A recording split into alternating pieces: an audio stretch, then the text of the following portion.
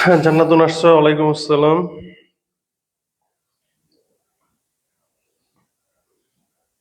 আচ্ছা, জয়েন করে ফেলো, দেখা যাক আমরা ক্লাসটা করি।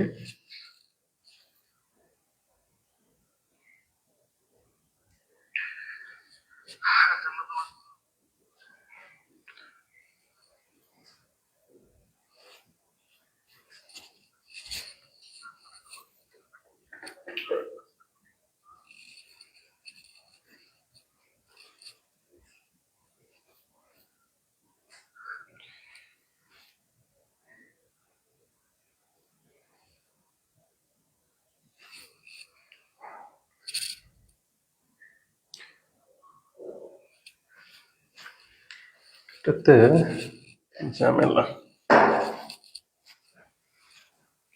আচ্ছা, আসো জয়েন করে ফেলো, আমরা একটু দেখি। আজকে দেখো বিভিন্ন গোত্র পরিচিতি। এইখান থেকে কিন্তু তোমাদের দেখা যাচ্ছে যে কমপক্ষে 2 সেট প্রশ্ন আসে। এই অধ্যায়টা থেকে কমপক্ষে 2 সেট প্রশ্ন আসে, তো তার মানে মোটামুটি 20 নম্বরের মতো তোমাকে এইখান থেকে আনসার করতে হবে।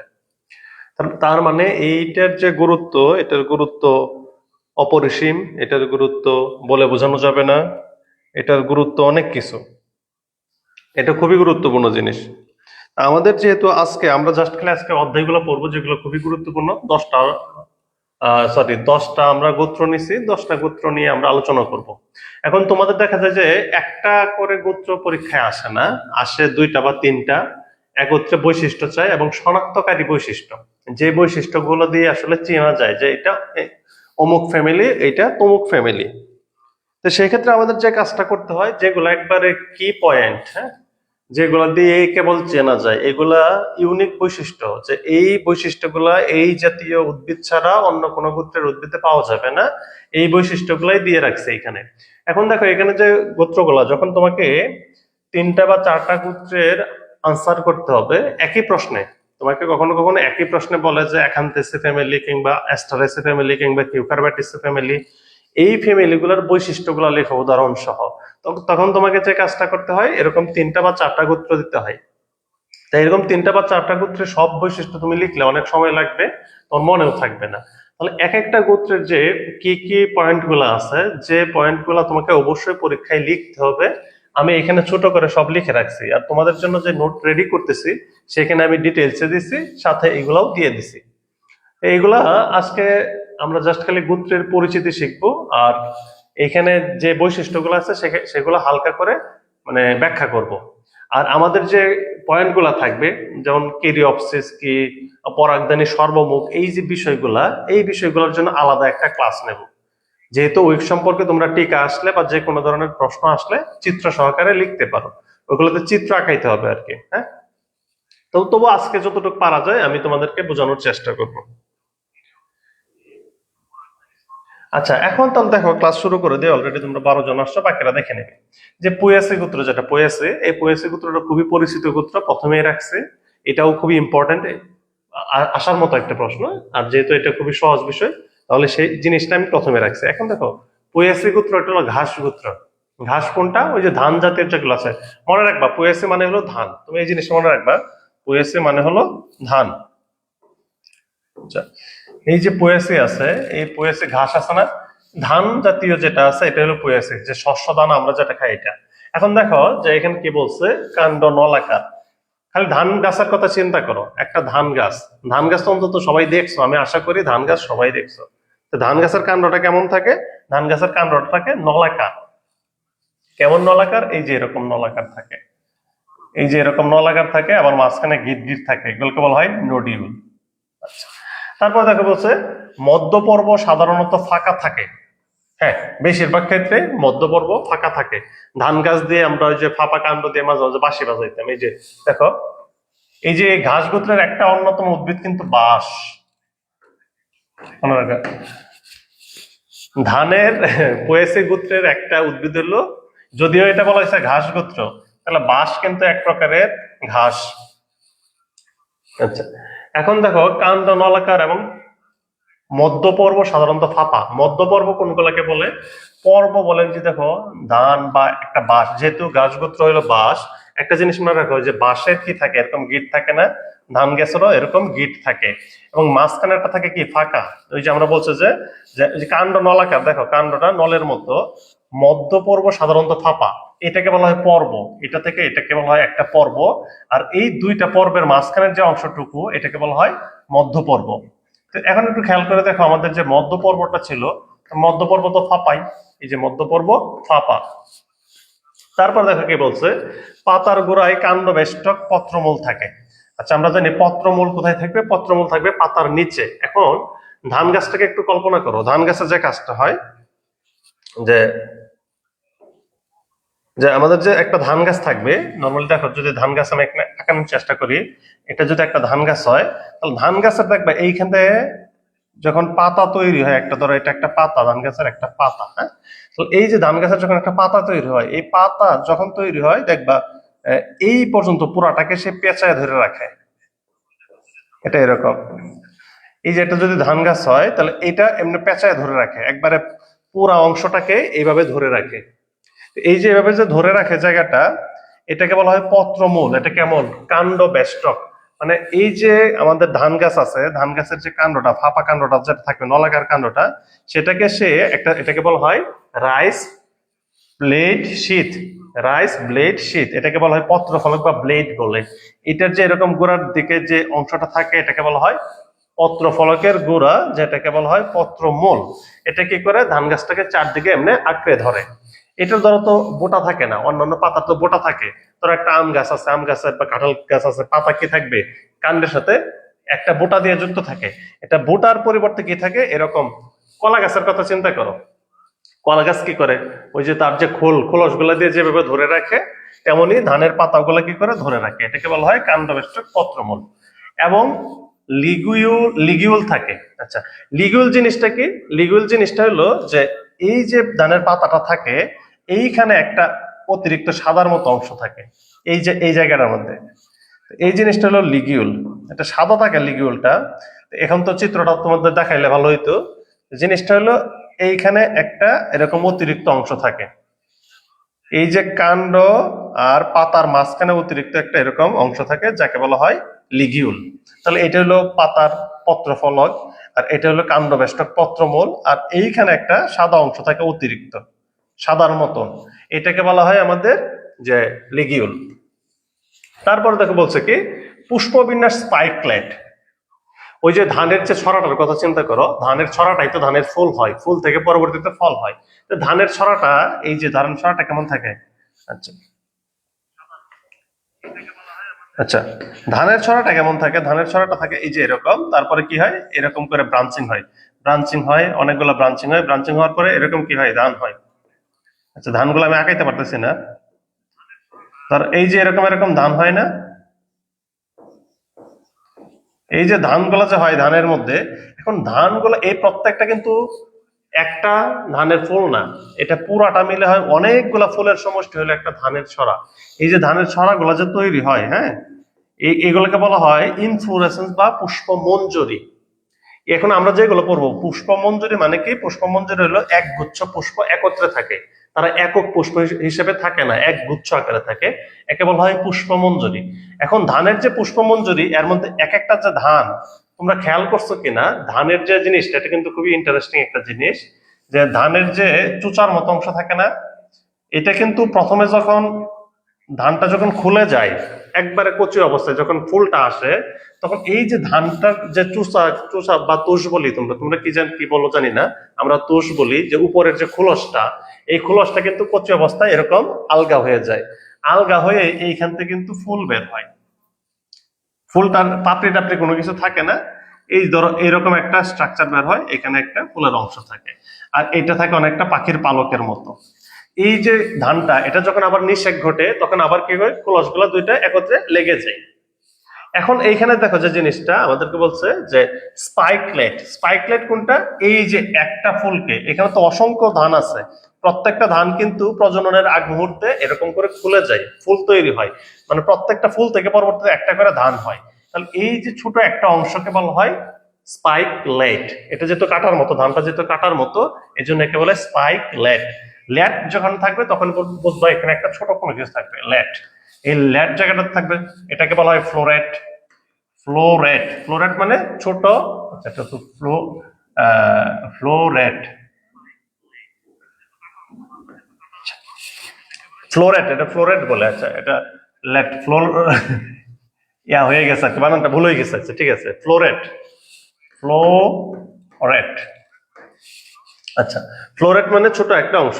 তারপরে দেখো এইখানে যে জিনিসটা আমাদের যে স্পাইকলেট, স্পাইকলেট মানে হলো একটা ধান, এই যে এটাকে বলা হয় স্পাইকলেট, এটাকে বলা হয় স্পাইকলেট। তারপরে বলছে পরাগধানী সর্বমুখ, আচ্ছা এটাকে বলা হয় ভার্সেটাইল, ইংরেজিতে বলে ভার্সেটাইল।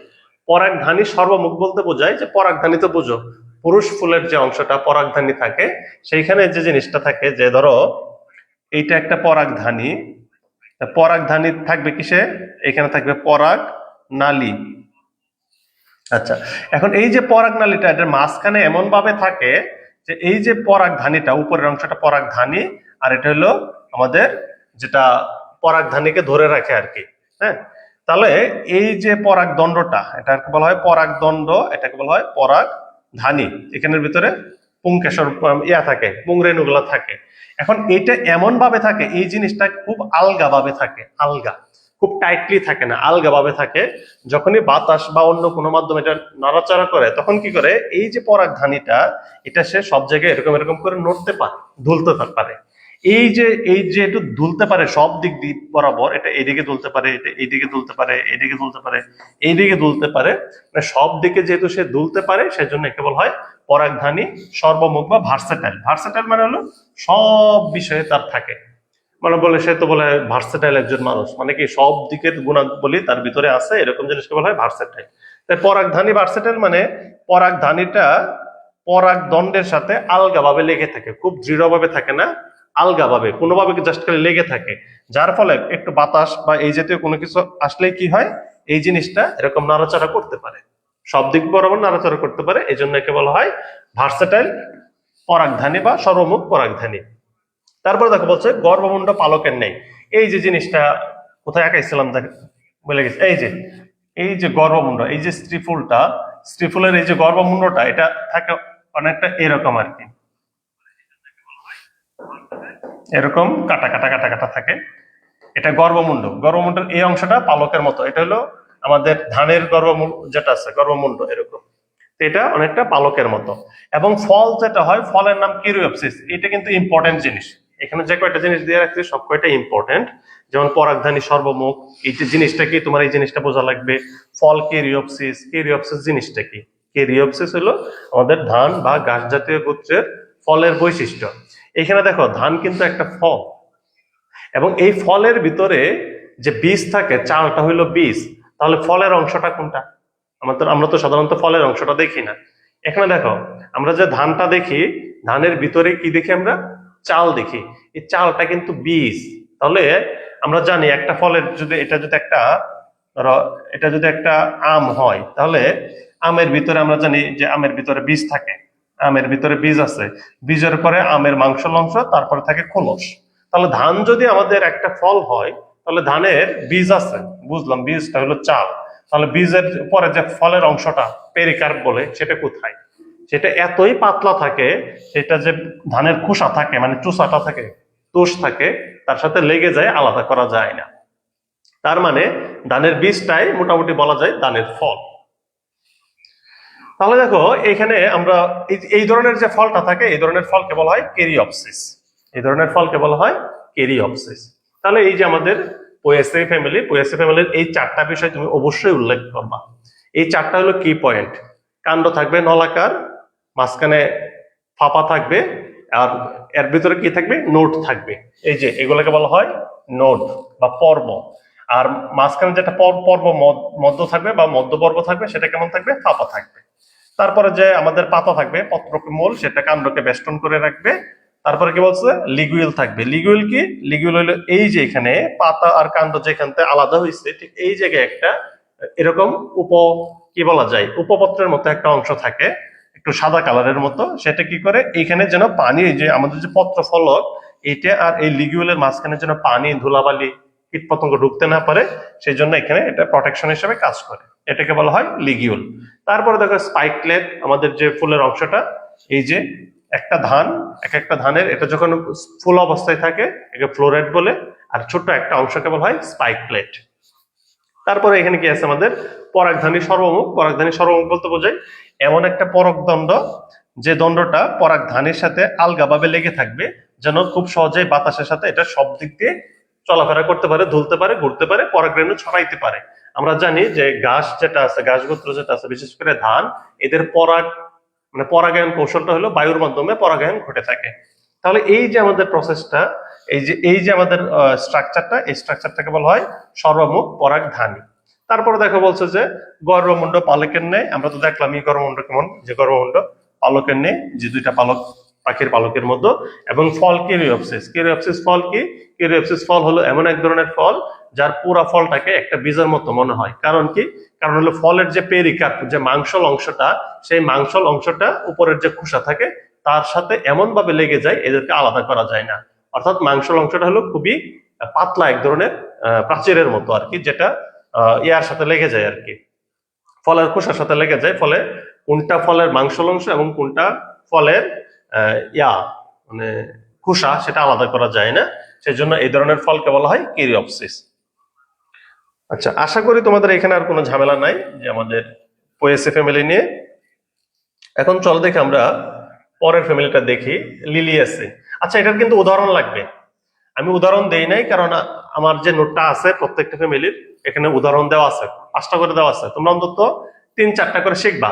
যেমন এখানে যেগুলো আছে পোয়েসি, যেটা ঘাস ফ্যামিলি, এখানে আছে ধান, গম, ভুট্টা। সাইন্টিফিক নেম সহ শিখবা। ধান তো জানো, রাইজোস স্যাটিভা। গম কি? ট্রিটিকাম এস্টিভাম। ভুট্টা কি? জিয়া মেস। এগুলো তো তোমরা পারো। বা যে হোর্ডে আছে, কি জানি, বার্লি আছে, পরে কাউন আছে, এইগুলো তোমরা দিয়ে দিবা। আচ্ছা, এখন দেখো লিলিয়াসি যেটা, এটাকে বলা হয় লিলি গোত্র। বিশেষ করে এটা এখানে মনে রাখবা, পেঁয়াজের কথা মনে রাখবা, পেঁয়াজ। লিলিয়াসি মানে হলো পেঁয়াজ। লিলিয়াসি গোত্রের যে উদ্ভিদগুলোর নাম মনে রাখতাম, যে শতকুমারীর ঘৃণিত চন্ডাল পীর। মানে শতকুমারী মানে শতমূলী, তারপরে হলো শতমূলী, তারপরে কুমারীলতা, ঘৃণিত মানে ঘৃতকুমারী, তারপরে শত কুমারীর ঘৃণিত চন্ডাল, উলট চন্ডাল, পীর, পেঁয়াজ, রসুন। এগুলো হলো লিলিয়াসি ফ্যামিলি। আচ্ছা, এখন দেখো যে জিনিসটা থাকে, লিলিয়াসি মানে তুমি মনে রাখবা, লিলিয়াসি হলো পেঁয়াজ। লিলিয়াসি হলো পেঁয়াজ ফ্যামিলি। আচ্ছা, আমি লিলি গোত্র লিখে রাখছি, তোমরা একটা পেঁয়াজ ফ্যামিলি। লিলি অনেকে ভুল বুঝতে পারো, লিলি ওই যে শাপলা মনে করতে পারো, কারণ শাপলার সাইন ইংরেজি নাম হলো লিলি। লিলি মানে হলো মনে করবা যে মোটামুটি পেঁয়াজ ফ্যামিলি। এখন দেখো, উদ্ভিদ সাধারণত কন্দ বা বাল্ব, রাইজোম বিশিষ্ট হয়। রাইজোম কোনগুলা? রাইজোম হলো যে কাণ্ডগুলা, রূপান্তরিত কাণ্ড। এই রাইজোম গুলা কিন্তু মাটির উপরে থাকে না, মাটির নিচে থাকে, এবং সে কিন্তু মূলের মতো নিচের দিকে বৃদ্ধি পায় না, সে বৃদ্ধি পায় হলো অনুভূমিক ভাবে। ধরো এইখানে আমার মাটির লেভেলটা আছে, এখানে উপরের দিকে কি থাকবে? নর্মালি উপরের দিকে কাণ্ড থাকে, কিন্তু কোনো কোনো উদ্ভিদের এই যে কাণ্ডগুলা, সেটা নিচের দিকে এইভাবে মাটির বরাবর বৃদ্ধি পায়। আদার কথা চিন্তা করো, রসুনের কথা চিন্তা করো, এইগুলা কি কর। আর আদাটাকে স্পেশালি বলা হয় রাইজোম। আদা, হলুদ, এগুলোকে বলা হয় রাইজোম। আচ্ছা, তাহলে এইখানে আমাদের তো সরি, এখানে লিলিয়াসিতে কিন্তু আদা আসবে না, আদার আরেকটা ফ্যামিলি আছে, জিঞ্জিবারাসি। তো আদাটাও কিন্তু এক ধরনের রাইজোম। যাই হোক, এখানে আমরা যেহেতু পেঁয়াজ আলোচনা করতেছি, পেঁয়াজটা হলো আসলে কন্দ। হ্যাঁ, পেঁয়াজটা হলো কন্দ, যেটাকে বলা হয় বাল্ব। বাল্ব মানে মনে রাখবা যে ওই যে পেঁয়াজের স্ট্রাকচারটা অনেক আগের দিনের যে বাল্বের মতো থাকে না, এটাকে মনে করবো যে এটা হলো বাল্ব। তারপরে দেখো যে বহু বর্ষজীবী, এক বর্ষজীবী, বহু বর্ষজীবী হতে পারে, এবং ভেষজ। ভেষজ বলতে কি বোঝায়? এগুলার ঔষধি গুণাবলী থাকে। লিলিয়াসি গোত্রের যেগুলো থাকবে তাদের ঔষধি গুণাবলী থাকবে। পেঁয়াজ কিন্তু জানো, পেঁয়াজ, রসুন, এগুলোর কিন্তু অ্যান্টিমাইক্রোবিয়াল গুণাবলী আছে আর কি। তোমরা ইকোনমিক বোটানি এবং ইথনো বোটানি যখন পড়বা, সেটাতে দেখবা যে এটার ঔষধি গুণাবলী আছে। তারপরে দেখো এখানে বলছে পুষ্পপুটে টেপাল 6টি। আচ্ছা, তোমরা এখন হয়তো বা টেপাল জানো না, পুষ্পপুট হয়তো বা অনেকে জানো না। পুষ্পপুট জিনিসটা কি? ধরো আমরা জানি একটা আদর্শ ফুলে কি থাকে, উপবৃত্তি থাকে, তারপর থাকতেও পারে, নাও থাকতে পারে, কিন্তু বৃত্তি থাকে। তার পুষ্পাক্ষ, তারপরে বৃত্তি থাকে, তারপরে দলমুন্ড, পুংকেশর, স্ত্রীকেশর ইত্যাদি ইত্যাদি থাকে। এখন কোন কোন উদ্ভিদে এরকম থাকে যে যে জিনিসটা হলো যে বৃত্তি আর পাপড়ি, পাপড়ি বলতে দলমন্ডল সবকটা একত্রে, তাদেরকে কিন্তু আলাদা করা যায় না। যখনই তাদেরকে আলাদা করা যায় না, একই রকম মনে হয়, তখন তাকে বলা হয় পুষ্পপুট। এখন পুষ্পপুটের মধ্যে যে অংশগুলো থাকে তাকে বলা হয় টেপাল। পুষ্পপুটের অংশকে বলা হয় টেপাল, বৃত্তির অংশকে বলা হয় সেপাল। পুষ্পপুটের অংশকে বলা হয় টেপাল। দেখো, বৃত্তিকে ইংরেজিতে বলা হয় ক্যালিক্স, বৃত্তিকে ইংরেজিতে বলা হয় ক্যালিক্স। আর বৃত্তির অংশকে বলা হয় বৃত্তংশ, বৃত্তংশকে বলা হয় সেপাল। আচ্ছা, তারপর দেখো যে আমরা জানি পাপড়ি, পাপড়ি কি দলমন্ডল। আচ্ছা, দলমন্ডল ইংরেজি হলো করোলা। হ্যাঁ, আর দলমন্ডলের যেটা একটা ছোট্ট অংশ, এটাকে বলা হয় পেটাল বা পাপড়ি। পেটাল, পেটাল বা পাপড়ি হলো সিঙ্গুলার, আর অনেকগুলা পেটাল মিলে তৈরি হয় দল বা দলমন্ডল। আর সেপাল মানে বৃত্তংশ, আর বৃত্তংশ অনেকগুলো মিলে হয় ক্যালিক্স বা বৃত্তি। তেমনি পুষ্পপুটকে বলা হয়, যেটা পুষ্পপুট, এই পুষ্পপুটের অংশকে বলা হয় টেপাল। তাহলে তোমরা অন্তত এটা জানলা যে সেপাল কারে কয়, পেটাল কারে কয়, টেপাল কারে কয়। হ্যাঁ, এখন টেপাল কয়টা থাকবে? 6টা থাকবে। এই যে পুষ্পপুটের অংশগুলো থাকবে 6টা, এবং সেটা 2 আবর্তে সজ্জিত থাকবে। 2 আবর্তে সজ্জিত মানে কি, প্রথমে 3টা থাকবে, তারপরে আবার আরেকটা রাউন্ড করে আরো 3টা থাকবে। এটা হলো পুষ্পপুটের গঠন। তারপর দেখো, পুংকেশর 6টি এবং টেপাল লগ্ন, যেখানে এটা তো আর দলমন্ডলকে আলাদা করা যায় না, যে টেপাল গুলা থাকে এই টেপালের সাথে পুংকেশর গুলো একত্রে লেগে থাকে, একে বলা হয় এপিফাইলাস, একে বলা হয় এপিফাইলাস ধরনের টেপাল। তারপর দেখো বলছে গর্ভাশয় অধিগর্ভ বা সুপিরিয়র। গর্ভাশয়টা কেমন? গর্ভাশয়টা হলো সুপিরিয়র। সুপিরিয়র জিনিসটা কি? সুপিরিয়র জিনিসটা হলো যে সিনিয়র, যে উপরে, উপরের পদবি, তাকে বলা হয় superior. He is superior to me, এই টাইপের আর কি। মানে অনেকটা হলো সিনিয়র, সুপিরিয়র হলো অনেকটা সিনিয়র। আর এটার যে এন্টোনাইমটা সেটা হলো ইনফেরিয়র। ইনফেরিয়র মানে কি? ইনফেরিয়র মানে হলো যে ছোট থাকে, যে নিচু। তাহলে সুপিরিয়র অধিগর্ভ মানে গর্ভটা হলে সুপিরিয়র। তো এই জিনিসটা হলো অনেকটা এরকম, দেখো যে কিছু কিছু ফুলের যে জিনিসটা হয়, যে এটা যদি আমার একটা ফুলের, ধরো এটা আমার গর্ভাশয়টা, হ্যাঁ, তো গর্ভাশয়টা হয়ে ধরো এখানে আমার ফুলের গর্ভমুণ্ড হয়েছে। এখন যে জিনিসটা হয়, আমার যদি এই গর্ভাশয়ের নিচ থেকে, এটা গর্ভাশয়, গর্ভাশয়ের নিচ থেকে যদি আমার ধরো এখানটা আমার পুংকেশর হয়, ধরো এটা পুংকেশর হইলো, এই যে এখানে অনেকগুলো এক বা একাধিক পুংকেশর হয়েছে, তারপরে এখানটা আমার দলমন্ডল সৃষ্টি হয়েছে ধরো এইখান থেকে, মানে গর্ভাশয়টা ঠিক উপরে, আর বাকি বাকি যে স্তবক গুলো আছে ধরো বৃতি, দলমন্ডল, পুংকেশর, এইগুলো যদি গর্ভাশয়ের নিচে থাকে, গর্ভাশয়টা যদি উপরে থাকে, তার মানে কি গর্ভাশয়টা হলো তাদের সিনিয়র। এই ধরনের যে ফুলের গর্ভাশয়ের যে বিন্যাসটা থাকে বলা হয় অধিগর্ভ। কি বলা হয়? অধিগর্ভ গর্ভাশয়। তাহলে এই যে গর্ভাশয়টা স্ত্রী ফুলের, এটা ফুলের অন্যান্য স্তবক থেকে উপরে, এই জন্য একে বলা হয় অধিগর্ভ। এবং অমর বিন্যাস অক্ষীয়, এই জিনিসটা তোমাদের বোঝা দরকার। তো আসে কিনা আমি জানি না, শিওর না। অমর বিন্যাস অক্ষীয় মানে হলো যে কোন একটা অক্ষ বরাবর, যে ফুলের যে অক্ষটা থাকবে এই যে এই বরাবর, এখানে সে বহু চেম্বারে বিন্যস্ত থাকবে, এবং প্রত্যেকটা চেম্বারে এক বা একাধিক ডিম্বাণু থাকবে। এই ধরনের গর্ভাশয় অমরা বিন্যাসকে বলা হয় অক্ষীয় অমরা বিন্যাস। অমরা জিনিসটা কি আমরা তো আসলে অনেকে অমরাই জানি না। অমর হইলো এক ধরনের টিস্যু, বিশেষ ধরনের টিস্যু, যে টিস্যুতে, এটাকে অনেকে ইংরেজিতে বলে প্লাসেন্টা। তো অমরা জিনিসটা হলো যে যে টিস্যুর সাথে ডিম্বকটা লেগে থাকে, ডিম্বক নাড়িটা যে টিস্যুর সাথে লেগে থাকে পুষ্টি শোষণ করে, সেই জিনিসটাকে বলা হয় অমরা। এবং অমরার যে বিন্যাসটা, সেই বিন্যাসটা কেমন থাকে? এটা যদি বহু চেম্বারে বিভক্ত থাকে এবং প্রত্যেক চেম্বারে এক বা একাধিক ডিম্বক থাকে, তখন তাকে কি বলা হয়? তখন তাকে বলা হয় অক্ষীয় অমরা বিন্যাস। তো এটার উদাহরণ কি? এটার উদাহরণ আমরা অলরেডি বলছি যে পেঁয়াজ আছে, রসুন আছে, শতমূলী আছে, ঘৃতকুমারী আছে, ইত্যাদি ইত্যাদি ইত্যাদি। তো তোমরা প্রত্যেকে কি করবা? প্রত্যেকটা ফ্যামিলির কমপক্ষে 2টা করে বা 3টা 4টা করে 5টা করে পড়তে পারলে ভালো। সায়েন্টিফিক নেম 5টা করলে পড়তে পারলে ভালো, 5টা করে পড়ার চেষ্টা করবা। আমি 5টা করে সায়েন্টিফিক নেম সহ দিয়ে দেবো তোমাদেরকে।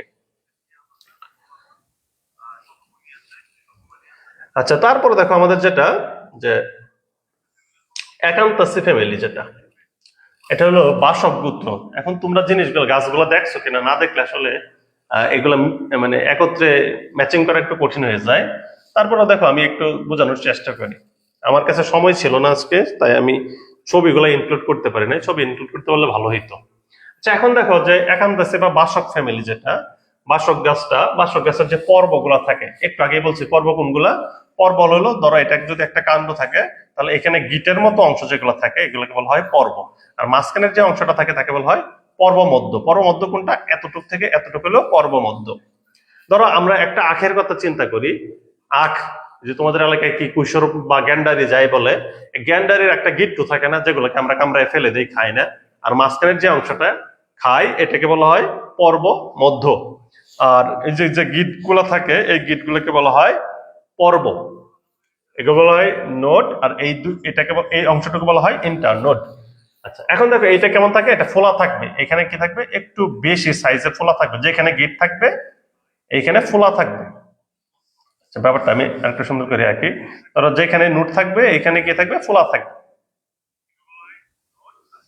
এই যে ধরো এটা নোট, এখানে নোট আছে, এখানে কি অংশ আছে, এই অংশটা ফোলা থাকবে, একটু অতিরিক্ত বেশি ফোলা থাকবে। তো এটা থাকলে আমরা বুঝবো এটা একান্তসি ফ্যামিলি বা বাসক গোত্র। বাসক, এন্ডোগ্রাফিস পানিকুলাটা, কালো মেঘ। বাসক কি, অ্যাডাতোরা বাসিকা, এগুলো হলো একান্তসি ফ্যামিলির। এই যে ইন্টারনেট গুলো এরকম, নোট গুলা কেমন থাকবে, এরকম ফোলা ফোলা থাকবে। তাহলে এই দেখো বাসক তারপরে বলছে কচি কাণ্ড যেটা থাকবে সেটা একটু চতুষ্কোণাকারের মতো থাকবে, এটা রাউন্ড থাকবে না, চারকোণাকার। আচ্ছা দেখো পাতা ও ত্বকে সিস্টোলিথ থাকে। সিস্টোলিথ জিনিসটা অনেকে ওই যে আমরা গ্রাফাইট করছিলাম না, কচু গোত্রে যেটা থাকে, এরাসি গোত্রে, এরাসিতে কি থাকে, ক্যালসিয়াম অক্সালেটের দানা থাকে, ক্রিস্টাল দানা থাকে, যাকে বলা হয় কি, ক্যালসিয়াম অক্সালেটের যে দানাটা থাকে তাকে বলা হয় র্যাফাইট, যেটা ওই যে প্রাণী খাইলে তার গলার যে সফট টিস্যু থাকে, সফট টিস্যুতে গিয়ে চুলকায়, তো সেটাকে বলা হয় কি, সেটাকে বলা হয় আমাদের র্যাফাইট। আর র্যাফাইটের মতো আরেকটা জিনিস আছে সিস্টোলিথ। র্যাফাইটের রাসায়নিক উপাদান কি ছিল, ক্যালসিয়াম অক্সালেট, আর এইখানে আমরা যে সিস্টোলিথ এটা হলো ক্যালসিয়াম কার্বনেট, ক্যালসিয়াম কার্বনেট। আচ্ছা নামক দানাদার গঠন থাকে। তারপর দেখো দলমন্ডল দেষ্ট বাইলেবিয়েট অর্থাৎ দুই ঠোঁট বিশিষ্ট। এই দেষ্ট মানে হলো দেখো এই যে দয় বই আছে না, এটা হলো দুই বুঝায়, আর ওই যে মূর্ধন্য ছয় যেটা এটা উষ্ঠ।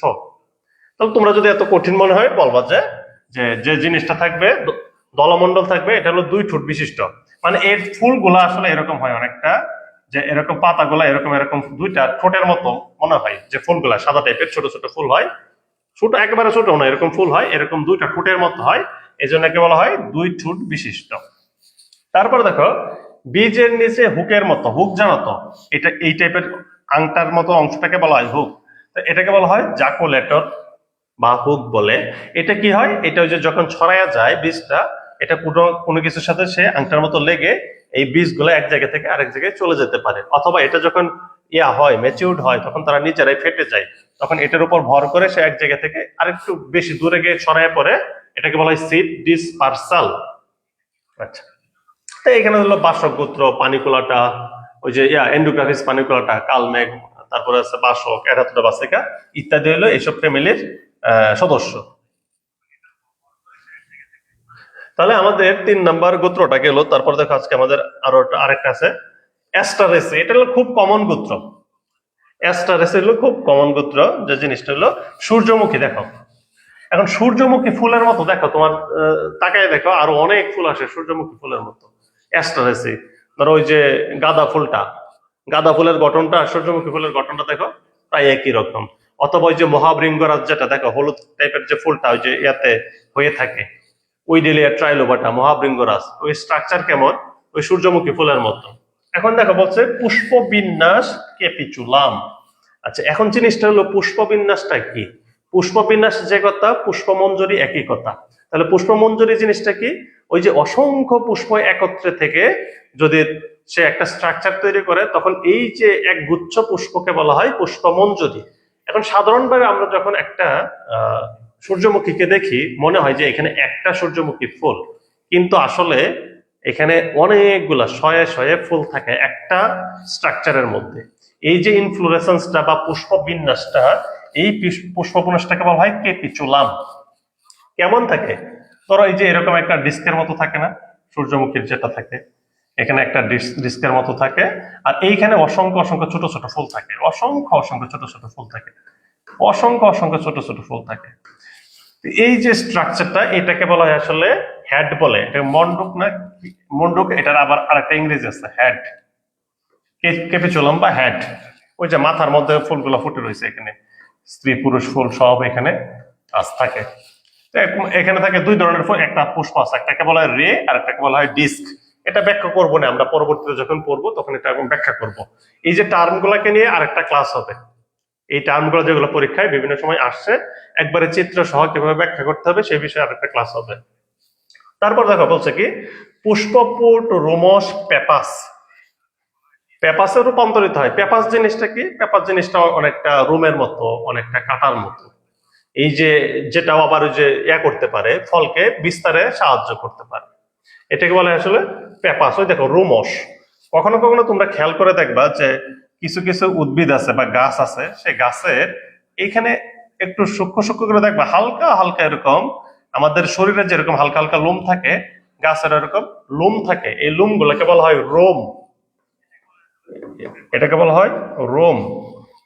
আচ্ছা, এইগুলাকে বলা হয় রুমস, মানে রুম উলা। হ্যাঁ, এবং এই রুমুলা যে অংশটা থাকে বীজের ভিতরে, এটাকে যেটা সাহায্য করে বীজকে ডিসপার্সল করবা ছড়ানোর জন্য, সেটাকে বলা হয় পেপাস। তারপরে দেখো পরাগধানীগুলো যুক্ত কিন্তু পুংদণ্ড মুক্ত। পরাগধানীগুলো পরস্পর যুক্ত থাকে, একাধিক ফুল যখন থাকে তখন পরাগধানীগুলো ধরো এরকম যুক্ত থাকে, কিন্তু এই যে পরাগদণ্ডগুলা যেগুলা পুংদণ্ডগুলা, এইগুলো থাকে মুক্ত, আলাদা আলাদা। এই যে ফুলগুলোর মধ্যে এই পরাগধানীগুলো একত্রে লেগে থাকবে, কিন্তু পরাগদণ্ডগুলো মুক্ত থাকবে। একে বলা হয় সিনজেনিয়াস পুংদণ্ড, একে বলা হয় সিনজেনিয়াস পুংদণ্ড, যেখানে পরাগধানীগুলো পরস্পর লেগে থাকবে কিন্তু এই দণ্ডগুলো পরস্পর আলাদা থাকবে। তারপরে দেখো গর্ভাশয় অধুগর্ভ। আচ্ছা, আগেরটা কি পড়ছিলাম? সুপিরিয়র গর্ভাশয় পড়ছিলাম না? আমাদের যে গর্ভাশয়টা ফুলের অন্যান্য স্তবক থেকে উপরে থাকবে, আর এই ক্ষেত্রে কি হবে, গর্ভাশয়টা নিচে থাকবে আর ফুলের অন্যান্য অংশ উপরে থাকবে। এবং ফল সিপসালা। আচ্ছা, এই জিনিসগুলো তোমাদেরকে পরে বোঝাবো না। তাহলে এইটা ছিল আমাদের কোনটা, অ্যাস্টারেসি বা সূর্যমুখী যে জিনিসটা আছে এটা। তারপর দেখো এরিকাসি। এরিকাসি জিনিসটা কি দেখো, এরিকাসি হলো তাল ফ্যামিলি। এটার আগের নাম কি ছিল? আগের নাম ছিল পাম ফ্যামিলি। এরিকাসি, এরিকাসি ছিল আগের নাম কি ছিল? পাম ফ্যামিলি, PAMLM, পাম। পাম মানে হলো তাল, নারকেল, সুপারি। এই যে গোত্রটা আছে, এই গোত্রটার ফ্যামিলির নাম হলো এরিকাসি। একটু খেয়াল করে দেখো, কাণ্ড সাধারণত শাখাহীন। একটু খেয়াল করে দেখো, নারকেল গাছের কি একাধিক কাণ্ড কখনো দেখছো এক দুইটা ব্যতিক্রম ছাড়া? এই যে নারকেল যে একটা সোজা কাণ্ড, তারপরে কি আবার ডালপালা ছাড়ছে কখনো দেখছো? না। আর উপরে যেটা ডালের মতো অংশ দেখো, এগুলো আসলে একটা পাতা। এটাকে ওই যে উপরের যেটা থাকে নারকেলের ডাকগুয়া বলো না, ডাকগুয়া, এই ডাকগুয়াটা আসলে একটা পাতা, কোনো কাণ্ড টাণ্ড নাই। এবং কি দেহ দীর্ঘ থাকে, মাথায় পাতার মুকুট থাকে, ওই যে পাতার মতো অংশ থাকে, এটাকে বলা হয় আমাদের আচ্ছা, পুষ্পবিন্যাস স্প্যাডিক্স। আচ্ছা, স্প্যাডিক্স জিনিসটা তোমাদেরকে দেখাবো, যে স্প্যাডিক্স জিনিসটা অনেকটা এইরকম থাকে, এইদিকে পুষ্প থাকে। এই সম্পর্কে বিস্তারিত তোমাকে পরে আরেকটা ক্লাস যেহেতু নেব, তাই এখানে এত কিছু না দেখা, জাস্ট খালি মূল জিনিসগুলো খেয়াল করি আমরা। তারপর দেখো পাতা করতলাকার বা পক্ষল, এবং পক্ষল পাতাগুলো ভি আকৃতির হয়ে থাকে। এই জিনিসটা তো বুঝবো না তোমরা, পক্ষল পাতা কাকে বলে? পক্ষল যৌগিক, একটা কথা আছে, পক্ষল যৌগিক। এখন এইটা কেমন, পেরিপিন্নেট না শুধু পিন্নেট? জিনিসটা হলো এরকম যে একটা মূল দণ্ড থাকবে। নারকেলের পাতাগুলো কেমন থাকে, একটা মাঝখানে একটা শক্ত এরকম মধ্যপর্ব থাকে না, মধ্যপর্ব না তো, একটা শক্ত দণ্ড থাকে মাঝখানে, যেটাকে রেকিস টাইপের আর কি, অনেকটা রেকিস বলে। এটার পাশাপাশি পরে দেখো এইখানে যে ইয়াগুলা থাকে দুই দিকে, এই যেরকম নারকেলের পাতাগুলা, পত্র ফলক গুলা যুক্ত থাকে। এই যে ধরনের পাতার যে বিন্যাসটা, এইটাকে বলা হয় আসলে আমাদের এই যে ওই এই যে পক্ষল। আর একত্রে যেহেতু একটা বুটার মধ্যে যেহেতু অনেকগুলা পাতার ফলক, সেজন্য একে বলা হয় যৌগিক। এগুলো আসলে আসলে শুধু পক্ষল না, এবং পক্ষল যৌগিক, এবং এগুলো আসলে কি আকৃতির, ভি আকৃতির। তারপর দেখো ফল, ড্রুপ বা বেরি, যেমন নারকেল, এগুলোকে ড্রুপ বা বেরি বলে, নারকেল, সুপারি। তাহলে এটা ছিল আমাদের এরিকাসি ফ্যামিলি। জাস্ট ফ্যামিলি গুলার নাম মনে রাখবা, যে এরিকাসি তাল, পুয়াসি হলো ঘাস বা ধান, তারপরে আর কি বলছিলাম, একান্থাসি মানে হলো আমাদের বাসক। তো এইভাবে তোমরা একটু মনে রাখবা। তারপর দেখো ইউফরবিয়াসি, এটা হলো ওই যে দুধিয়া বলে, উদ্ভিদটাকে খুব কমন ইউফরবিয়াসি, ইউফরবিয়া হিরটা, এটা হলো দুধিয়া। হ্যাঁ, তাহলে এইখানে দেখো এই জাতীয় যে উদ্ভিদগুলো থাকে, এই উদ্ভিদের দেহে সাদা ল্যাটেক্স বা কষ থাকে। এই উদ্ভিদগুলোর দেখে কি থাকে? সাদা ল্যাটেক্স বা কষ থাকে। আহ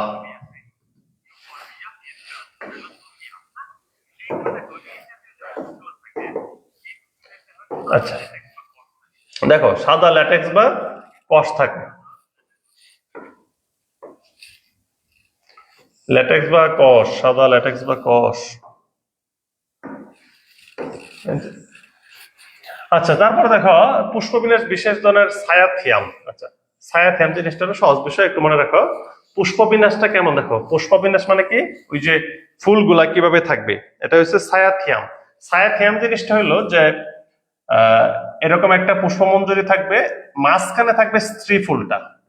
হ্যাঁ, মাঝখানে থাকবে স্ত্রী ফুল, আবার এইখান থেকে অনেকগুলা ফুল তৈরি হবে, চারপাশে অনেকগুলা ফুল তৈরি হবে। সেই ফুলগুলা হলো প্রত্যেকটা হলো পুরুষ ফুল। তো চারদিকে পুরুষ ফুল এবং মাঝখানে যদি একটা স্ত্রী ফুল থাকে, এই ধরনের যে পুষ্পবিন্যাসটা থাকে তাকে বলা হয় সায়াথিয়াম পুষ্পবিন্যাস বা সায়াথিয়াম ইনফ্লোরেসেন্স। তারপর দেখো পুষ্প সর্বদা কি এক লিঙ্গ। এক লিঙ্গ বোঝা যাচ্ছে যেহেতু সায়াথিয়াম, সায়াথিয়াম ওই যে এখানে স্ত্রী থাকবে থাকবে এবং প্রত্যেকটা, এটা কিন্তু একটা পুষ্প, এটা একটা পুষ্প, এটা একটা পুষ্প, এটা একটা পুষ্প, এটা একটা পুষ্প, এটা একটা পুষ্প। জিনিসটা হলো এরকম, মাঝখানে একটা স্ত্রী ফুল থাকবে। এটা কিন্তু স্ত্রী কেশন না, এটা হলো স্ত্রী ফুল, একটা স্ত্রী ফুল। এগুলো পুরুষ ফুল, এগুলো পুরুষ ফুল, এগুলো পুরুষ ফুল, এগুলো পুরুষ ফুল, এগুলো চারদিক দিয়ে ঘিরে রাখবে পুরুষ ফুল, মাঝখানে স্ত্রী ফুল। একে বলা হয় সায়াথিয়াম। এবং প্রত্যেকটা ফুল দেখো, স্ত্রী ফুল তো আলাদা, পুরুষ ফুল আলাদা, পুরুষ ফুল আলাদা। তার মানে পুষ্প সর্বদা এক লিঙ্গ, যেটা স্ত্রী ফুল স্ত্রী ফুলই, যেটা পুরুষ ফুল পুরুষ ফুলই। গর্ভাশয় 3 প্রকোষ্ঠ বিশিষ্ট, এটা জাস্ট মনে রাখবা। তারপর দেখো ফল সাধারণত র্যাগমা, যা 3টি অংশে বিভক্ত হয়ে ফেটে যায়। ফল পাকার সময় এটা যদি 3টা অংশে বিভক্ত হয় তখন তাকে র্যাগমা বলে। আমরা অনেক সময় যে মালবেসি গোত্রের যেটা পড়ছিলাম যে এই ফলটা কি থাকে, যে ওই যে একাধিক প্রকোষ্ঠে বিভক্ত হয়ে যায়। এটা কি 3টা অংশে বিভক্ত হবে। আচ্ছা, তারপর দেখো যে জিনিসটা আমাদের কিউকারবিটাসি, তোমরা অনেকে কুকুরবিটাসি বলো, এটা হবে আসলে কিউকারবিটাসি। আচ্ছা, এটা হলো কিউকারবিটাসি ফ্যামিলি। এখন দেখো কিউকারবিটাসি ফ্যামিলি কোনটা? আসলে কুমড়া গোত্র। লাউ, কুমড়া, শসা, ঝিঙ্গা, ধুন্দুল, এই যে লতানো যে সবজিগুলো আমরা দেখি, লাউ, কুমড়া, শসা, ঝিঙ্গা, এই যে লতানো গুলা, এগুলোকে বলা হয় কিউকারবিটাসি। তাহলে একটু খেয়াল করে দেখো তো উদ্ভিদ কেমন থাকবে? দুর্বল কাণ্ড থাকবে, আরোহী।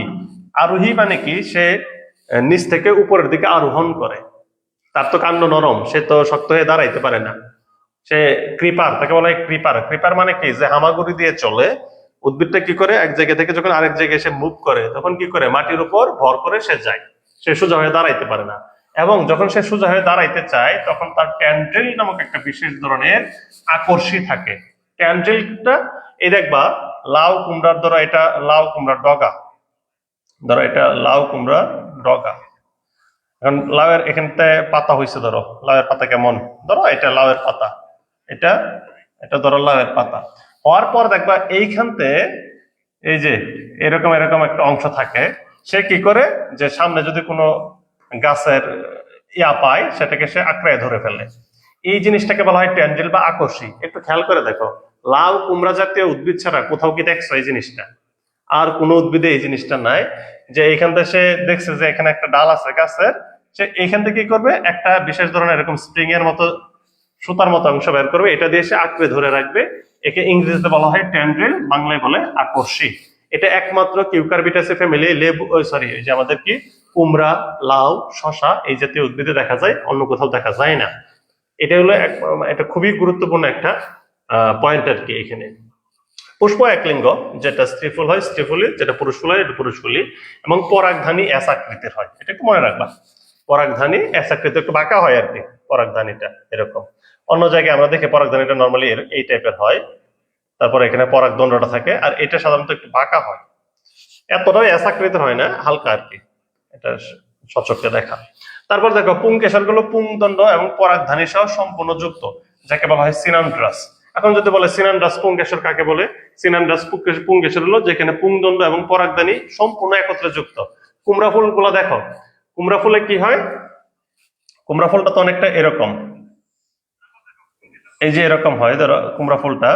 তো কুমড়া ফুলটা এরকম হলে এখানে যেটা বলছে কি বলছে পরাগধানী সহ, যেহেতু স্ত্রী ফুল পুরুষ ফুল আলাদা, তাহলে এটা পুরুষ ফুল দেখায়।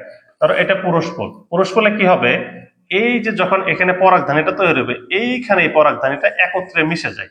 হ্যাঁ, একত্রে মিশে যায় পরাগধানীটা এখানে। মানে পরাগদণ্ড আর পরাগধানী এগুলা কিন্তু মুক্ত না, আলাদা আলাদা না, একত্রে মিশে যায়। দেখবা খুব ছোট করে হলুদ করে একবারে এরকম ছোট করে একত্রে থাকে, এটাকে বলা হয় সিনান্ডাস টাইপের মধ্যে পুংকেশর। তারপর দেখো ফল পেপো।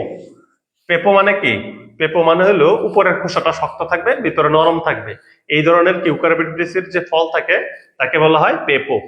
যেমন কি শশা, উপরের খোসাটা হলো শক্ত আর ভিতরে নরম। কুমড়া, লাউ, উপরের খোসাটা হলো শক্ত, ভিতরের অংশটা নরম। এই ধরনের ফলকে বলা হয় পেপো।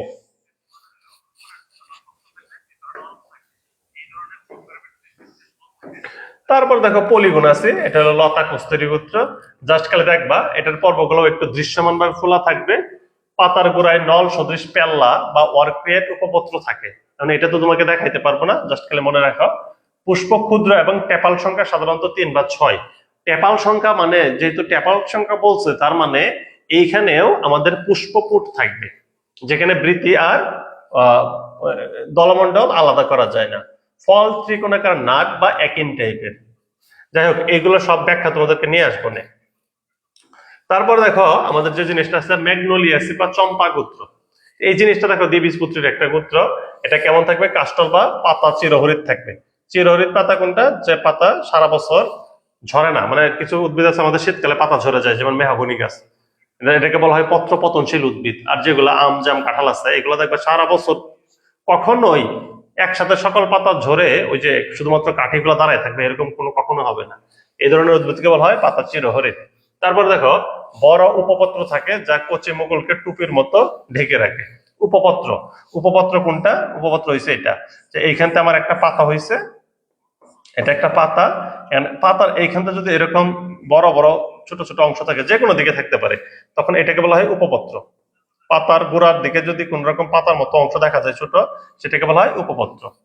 গর্ভপত্র গুলো একে অপরের থেকে পৃথক থাকে, বিযুক্ত গর্ভপত্রী বলা হয়, একে বলা হয় বিযুক্ত গর্ভপত্রী। গর্ভপত্র যখন বীজের ভিতরে আমাদের এক বীজ, এটা তো দ্বিবীজপত্র, দ্বিবীজপত্রী উদ্ভিদের যে পত্রগুলা পাতাগুলার ভিতরে, এগুলো কি পরস্পর থেকে আলাদা থাকে। তারপর দেখো যে জিনিসটা আমাদের আসছে, সেটা হলো যে জিঞ্জিবার আছে, এটা হলো আদা গোত্র। এইখানে যে জিনিসটা হয়, ভূনিম্নস্থ কাণ্ড, রাইজোম এবং উদ্ভিদ সুগন্ধযুক্ত। দেখবা আদা, হলুদ, এসব উদ্ভিদ গুলাকে যখন দেখবা তখন দেখবা এটা একটা সুন্দর, এদের নাম হলো এরোমেটিকাম, গন্ধ থাকে। সাইন্টিফিক নেমে কি থাকে, এরোমেটিকাম, গন্ধ থাকে একটা সুন্দর। আর এর আদা তো জিঞ্জিবার অফিসিনালিস। ভূনিম্নস্থ কাণ্ড, রাইজোম এবং উদ্ভিদ সুগন্ধযুক্ত। রাইজোম কারে কয়, একটু আগে বলছিলাম, রাইজোম হলো মাটির সমান্তরালে থাকবে, মাটির নিচে এক ধরনের রূপান্তরিত কাণ্ড, যেটা বৃদ্ধি পাবে মূলের মতো নিচের দিকে বৃদ্ধি পাবে না, সে মাটির সমান্তরালে বৃদ্ধি পাবে। এবং এখানে কি করবে, সে প্রচুর পরিমাণে শর্করা, প্রচুর পরিমাণে কি রাখবে, প্রোটিন সঞ্চয় করে রাখবে। এবং এই ধরনের উদ্ভিদগুলো কেমন, সুগন্ধযুক্ত। আদা গাছের পাতা ছিঁড়ার পরে দেখবে সুন্দর একটা গ্রান বের হয়েছে, ফুলছে বা সুগন্ধ বের হবে। পাতার বৃন্ত ও ফলের মাঝে লিগিউল থাকে। ওই যে দেখো ইয়ার কথা, ধানের যেরকম লিগিউল থাকে, এটারও এরকম লিগিউল থাকে। তারপর দেখো উর্বর পুংকেশর মাত্র একটি এবং বাকিগুলা বন্ধ বা লেবেলাম। পুংকেশরের মধ্যে একটা পুংকেশর থাকবে শুধুমাত্র, সে পরাগায়ন ঘটাবে, আর বাকিগুলা কি, লেবেলাম। লেবেলাম জিনিসটা কি, লেবেলাম জিনিসটা হলো যে ঠোঁটের মতো একটা অংশ থাকবে। ধরো পাপড়ি এরকম, একটা ফুলের পাপড়ি গুলো হলো এরকম, ধরো এরকম পাপড়ি, এর মধ্যে একটা পাপড়ি থাকবে একটু সাইজে খুব বড়, এবং যে জিনিসটা একটু আকর্ষণীয় থাকে, একটু কালারফুল থাকে। এইগুলো দেখে বিভিন্ন পোকামাকড় সেখানে বসে, তারপরে পরাগায়নে সাহায্য করে। এই ঠোঁটের মতো আকৃতি যেহেতু, এই জন্য একে বলা হয় লেবেলাম। তারপরে দেখো গর্ভাশয় অধুগর্ভ, ওই যে নিচে থাকে অমরবিন্যাস, অক্ষীয় অক্ষীয় অমরবিন্যাস, আগেও তোমাকে বলে দিছি যে বহু প্রকোষ্ঠে বিভক্ত থাকবে। আচ্ছা, ও শেষ, শেষ তো হওয়ার কথা না।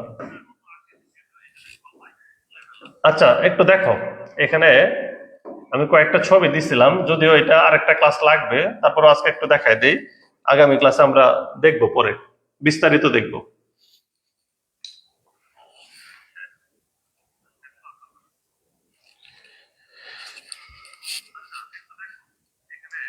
আচ্ছা দেখো, পুষ্পমঞ্জুরি, হ্যাঁ, আমাদের যে পুষ্পমঞ্জুরি আছে, পুষ্পমঞ্জুরি মানে কি, অনেকগুলো পুষ্প একত্রে থাকে। একটু খেয়াল করে দেখো, আমি তোমাদেরকে এখানে এক দুইটা ছবি এনে রাখছি।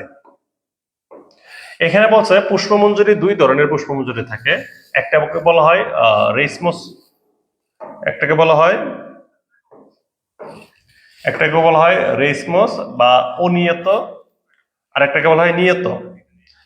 অনিয়ত যেটা আছে, এটা দেখো, এটার ভিতরে বিভিন্ন ধরনের টাইপ আছে। এই জিনিসটা যেটা অনিয়মিত, যেটা রেসমস প্রকৃতির, যেটা এই ধরনের যে পুষ্পবিন্যাসটা, সেটা খেয়াল করো।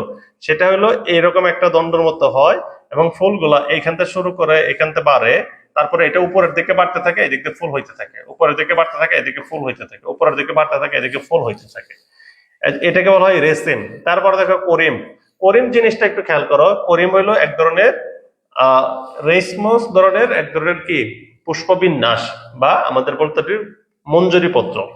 এই মঞ্জুরি দেখো, এটাও যেহেতু বাড়তেছে, উপরের দিকে বাড়তেছে, এই দেখো উপরের দিকে আরো বাড়বে, কিন্তু সে কি করতেছে, এইখান থেকে একটা ফুল তৈরি হয়েছে, সে বড় হয়েছে, এই লেভেলে গেছে, আবার উপর থেকে হয়েছে, বড় হয়েছে, এই লেভেলে গেছে, আবার এখান থেকে হয়েছে, এখানে আসছে, এইভাবে গিয়ে দেখো সব ফুলগুলা কি একই লেভেলে হয়েছে।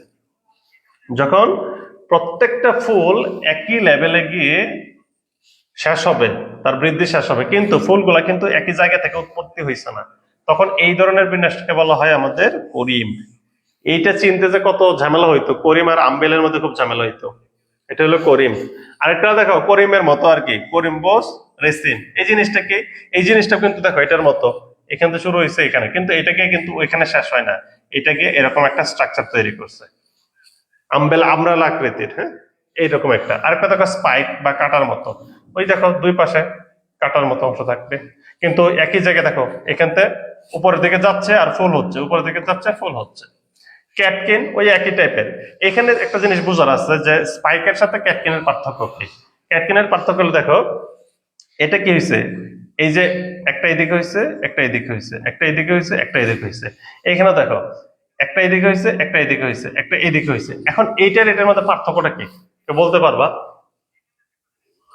এই জিনিসটা খেয়াল করে দেখো, এই যে দুইটা জিনিস নিচের দিকে আছে, নিচের দিকে আছে, নিচের দিকে আছে, আর এটা একটা উপরের দিকে আছে, একটা নিচের দিকে আছে, একটা ফুল উপরের দিকে আছে, একটা ফুল নিচের দিকে আছে, আর এখানে দেখো সবকটা কি নিচের দিকে, নিচের দিকে, নিচের দিকে, নিচের দিকে, নিচের দিকে, নিচের দিকে আছে। এটা হলো ক্যাটকিন। ক্যাটকিন কোনটা? ক্যাটকিন হলো ওই যে আহ শন গাছের যে ফুলগুলো থাকে না, কাশফুল, কাশফুলের যে মঞ্জুরি, এটা মঞ্জুরিটা, সেটা।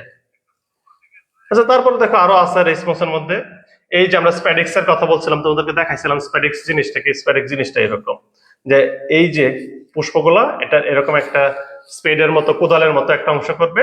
স্পেড মানে কোদাল, হ্যাঁ, এন্ড স্পেডিক্স মানে একটা কোদালের মতো ডিস্ক, এই ডিস্কের চারপাশে এরকম ফুলগুলো থাকবে, এটা বলা হয় স্পেডিক্স। তারপর দেখো এতক্ষণ আম্বেলের কথা বলছিলাম, আম্বেল আর করিম, হ্যাঁ। আম্বেল জিনিসটা হলো একই জায়গা থেকে সব কয়টা তৈরি হবে, সব কয়টা পুষ্প একই জায়গা থেকে সৃষ্টি হবে, এই দেখো, আবার একই সমান্তরালে একই উচ্চতায় গিয়ে তারা শেষ হবে। করিমের ক্ষেত্রে কি হয়েছিল, করিমের ক্ষেত্রে করিম এখান থেকে একটা শুরু হয়েছে, এখান থেকে একটা শুরু হয়েছে, এখান থেকে একটা শুরু হয়েছিল, এখান থেকে একটা শুরু হয়ে একত্রে গিয়ে এখানে শেষ হয়েছে। আর আম্বেলের ক্ষেত্রে যে জিনিসটা হয়েছে, আম্বেলের ক্ষেত্রে হয়েছে যে সে শুরু হয়েছে এক জায়গায়, করিম এক জায়গায় শুরু হয়েছিল না, করিম উপরে নিচে করে শুরু হয়েছিল। তারপর দেখো এটা হলো সিম্পল, একবারে সিম্পল। তারপরে দেখো কম্পাউন্ড। কম্পাউন্ড মানে কি, এই যে এক জায়গা থেকে সৃষ্টি হয়েছে, উপরে গিয়ে সব শেষ হয়েছে, কিন্তু প্রত্যেকটা আবার ব্রাঞ্চিং হয়েছে, এই যে এটাকে ব্রাঞ্চিং হয়েছে, এটাকে ব্রাঞ্চিং হয়েছে, তখন এটাকে যেহেতু এক জায়গা থেকে সৃষ্টি হয়েছে এবং ইয়ার মতো একটা আমব্রেলা শেপ, একে তখন বলা হয় কম্পাউন্ড আম্বেল। কম্পাউন্ড বলা হয় কেন, ওই যে এইখান থেকে একটা ফুল হওয়ার কথা, কিন্তু সে না গিয়ে সে আবার ব্রাঞ্চিং করে ফুল তৈরি করছে। তারপর দেখো ক্যাপিচুলাম বা হেড, এই যে এই জিনিসটা আমরা দেখছি সূর্যমুখীতে, অ্যাস্টারেসি ফ্যামিলিতে। এখন কি, এই যে সূর্যমুখীর যে ফুলটা, ফুলের মধ্যে তো এরকমই থাকে, তারপরে এখানে ফুল, এখানে ফুল, এখানে ফুল, এখানে ফুল, এখানে ফুল, এখানে ফুল, মাথার মধ্যে যেহেতু থাকে এই জন্য একটা মন্ডুক বা হেড বলে। আর এই ধরনের পুষ্পবিন্যাসকে বলা হয় ক্যাপিচুলাম। তারপর দেখো আরেকটা জিনিস আছে যে হাইপ্যানথোডিয়াম। এই যে তোমরা যে অনেকে বলো যে ডুমুরের ফুল হয় না, ডুমুর তো বুঝো, বলো যে ডুমুরের ফুল মানে কি, আমরা বাগধারাও পড়ছি ডুমুরের ফুল মানে অসম্ভব বস্তু বা যাকে খুব সহজে পাওয়া যায় না, সহজলভ্য নয় এমন জিনিস। কিন্তু আসলে ডুমুরেরও ফুল হয়। ডুমুরের ফুল হয় কোথায়? ডুমুরের ফুল হয় এই যে ধরো এরকম যদি একটা ডুমুর হয়, আচ্ছা এরকম তো এতটা থাকে না, এটা যদি একটা ডুমুর হয়, ধরো ডুমুরটার একটা হলো বোটা গাছের সাথে লেগে আছে, কিন্তু ডুমুরের উপরে এই যে এখানে একটা ছোট ছিদ্র থাকে যাকে বলা হয় অস্টিউল। অস্টিউল, এই অস্টিউলে কি হয়, অস্টিউলে এক ধরনের ওয়াস্প আছে, এটাকে বলা হয় ফিগ ওয়াস্প। এই ফিগ ওয়াস্পটা এই দিক দিয়ে ঢুকে, ঢোকার পরে এটার ভিতরে অসংখ্য ছোট ছোট, মানে আমরা যেটাকে ফল হিসেবে চিনি ডুমুর, এই ডুমুরের ফলের ভিতরে ফুল তৈরি হয়। ফলের ভিতরে এই যে এটাকে বলা হয় হাইপ্যানথোডিয়াম। এই যে ডুমুরের এটাকে বলা হয় অস্টিউল, এই দিক দিয়ে এই যে এগুলো ফুল, প্রত্যেকটা হলো ফুল, এই প্রত্যেকটা ফুল, এই ফুলগুলোকে এই ছিদ্র পথে, মানে খালি চোখে বুঝবাই না যে এখানে ছিদ্র আছে, এই ছিদ্র পথে এক ধরনের ফিগ ওয়াস্প আছে, এক ধরনের পিঁপড়ার মতো অংশ, মানে কীট কীট, এই কীটটা কি করে এদিকে ঢুকে, ঢুকার পর এটার ভিতরে যে ফুলগুলো থাকে তার ভিতরে পরাগায়ন ঘটায়। পরাগায়ন ঘটায় একটা উদ্দেশ্যে, কেন এত কষ্ট করে ভিতরে ঢুকে, কারণ তার প্রজনন করার জন্য একটা সেফ মাধ্যম দরকার, যে ওই যে কীটপতঙ্গটা যেটাকে বলা হয় ফিগ ওয়াস্প, সে এটার ভিতরে আসে, আসার পরে এইখানে ডিম পারে, ডিম পাড়ার পর যে বাচ্চা কাচ্চা গুলো হয়, যখন বড় হয় তখন বাচ্চা কাচ্চা গুলো আবার এখান থেকে বের হয়ে চলে যায়, সাথে কি ওই যে রেণু টেনু যা আছে সব নিয়ে বের হয়ে চলে যায়। আর একটা ফলে যখন সে প্রজননের উদ্দেশ্যে যায়, তখন সে এই রেণুগুলা দিয়ে পরাগায়ন ঘটায়, এখানেও পরাগায়ন ঘটায়, অন্য একটা ফিগের ভিতরেও পরাগায়ন ঘটায়। তো ফিগ মানে হলো ডুমুর, ফিগের বাংলা হলো ডুমুর। আর এই ধরনের যে পুষ্পবিন্যাসটা তাকে বলা হয় হাইপ্যানথোডিয়াম। এখন যদি কেউ জিজ্ঞেস করে ডুমুরের ফল মানে ডুমুরের ফুল হয় কিনা, একবার চোখ বন্ধ করে বলবো হ্যাঁ ডুমুরের ফুল হয়। তোমরা হয়তো আগে জানতো না, কিন্তু এখন জানো ডুমুরের ফুল হয়।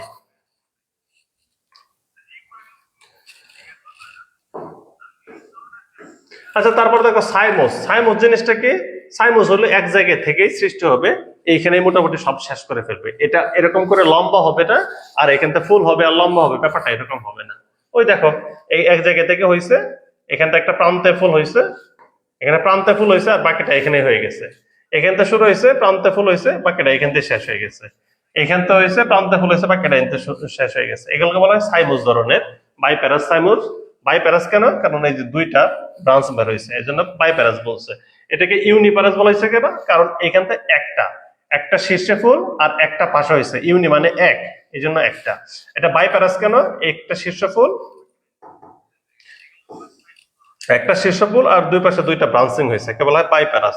এটা মাল্টিপ্যারাস বলে কেন? কারণ একটা শীর্ষ ফুল আর এখানে এক দুই তিন চার পাঁচটা ছয়টা করে হয়েছে, এই জন্য কে বলা হয় মাল্টিপ্যারাস সাইমোস। তো এই ছিল বিভিন্ন ধরনের পুষ্পবিন্যাস। তোমাদের একটা প্রশ্ন আসে যে নিয়ত পুষ্পবিন্যাস আর অনিয়ত পুষ্পবিন্যাসের মধ্যে পার্থক্য। এই যে এই দুইটার পার্থক্য হলো নিয়ত এবং অনিয়ত পুষ্পবিন্যাস, এটার পার্থক্য আমি দিয়ে দেবো না তোমাদেরকে।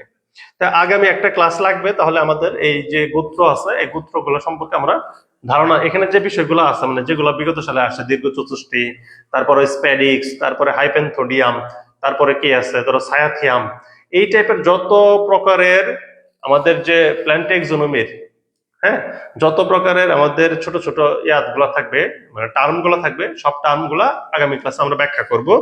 তাহলে আমাদের এই অধ্যায়টা মোটামুটি শেষ হয়ে যাবে। এবং তারপরে যে অধ্যায়গুলো বাকি ছিল, তোমরা তোমরা ওই যে কারেন্ট যে চলে যাওয়ার কারণে হয়তো ক্লাস শেষ করতে পারিনি, বাকি ছিল, এইটা আরেকটা ক্লাস নিয়ে আমরা এই অধ্যায় সমাপ্ত করে দেবো, মানে এই কোর্সটাই শেষ হয়ে যাবে এখানে। তারপরে যদি কারো কোনো প্রশ্ন টশ্ন থাকে, কোনো বিশেষ প্রশ্নে আমাকে জানাবা।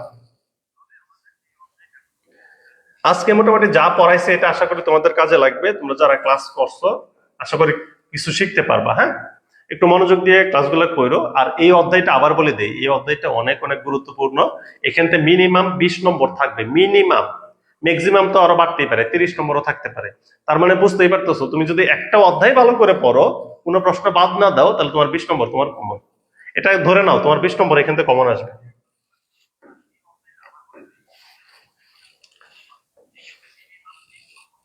তাহলে আজকে আর কথা না বাড়াই, তোমরা সবাই থাকো। আজকের মতো এখান থেকে তোমাদের কাছ থেকে বিদায় নিচ্ছি।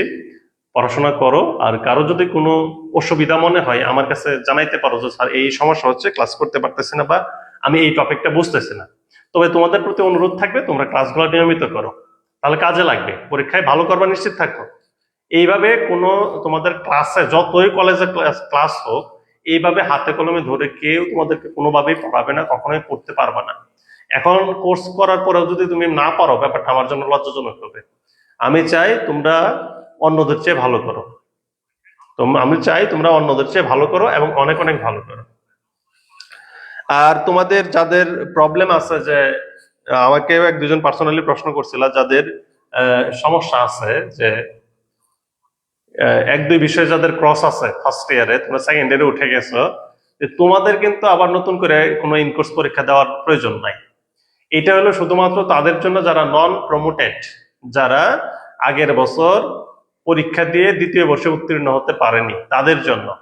তারা যদি চায় এইবার নতুন কারিকুলাম তৈরি হয়েছে, নতুন কারিকুলাম অনুযায়ী তারা পরীক্ষা দেবে, সেজন্য তাদের ইনকোর্স দেওয়া লাগবে, তাদের অ্যাসাইনমেন্ট দেওয়া লাগবে। জাতীয় বিশ্ববিদ্যালয় পুরো একটা ফালতু প্রতিষ্ঠান, আমরা মার্ক ইনপুট দিয়ে ফেলছি অলরেডি, এর মধ্যে সে আবার এরকম কাহিনী করতেছে যে আবার টাইম বাড়াইছে। টাইম বাড়াইয়া যারা আগের বছর ছিল তারা আগের কারিকুলামে ভর্তি হয়েছে, তাদেরকে কেন আবার নতুন কারিকুলামে পরীক্ষা দিতে হবে? ফালতু একটা প্রতিষ্ঠান, ফালতু প্রশাসনিক ব্যবস্থাপনা।